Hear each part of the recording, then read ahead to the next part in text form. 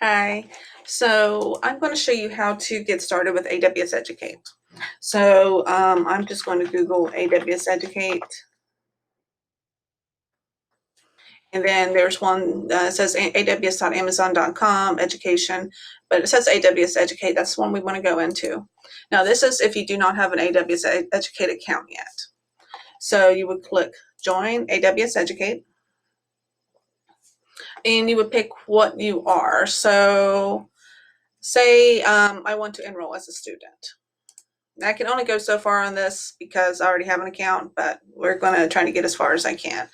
So I want to say I went to high school at Guy Academy. United States, Tasha Sloan with my maiden name. I'm going to use an old email that I have. Okay, so good thing that just popped up here. Please use an email address provided by your school. If your school does not provide one, complete your application using an email address. You can access additional information may be required after submission. So you should use a school email if you're a student or educator. So I can't really get too far in here because, again, I already have an account. But what you would do is you would go through the process of entering your school information. It's pretty self-explanatory.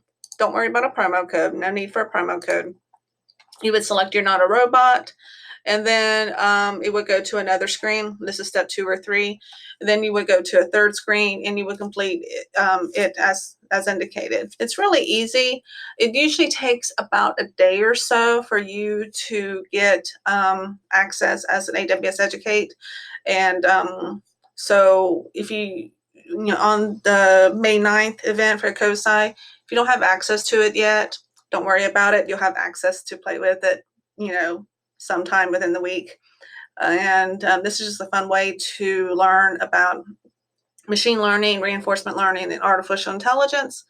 And once you do get access, we're going to be ready to talk about that so you can see how to play with it and have some awesome fun.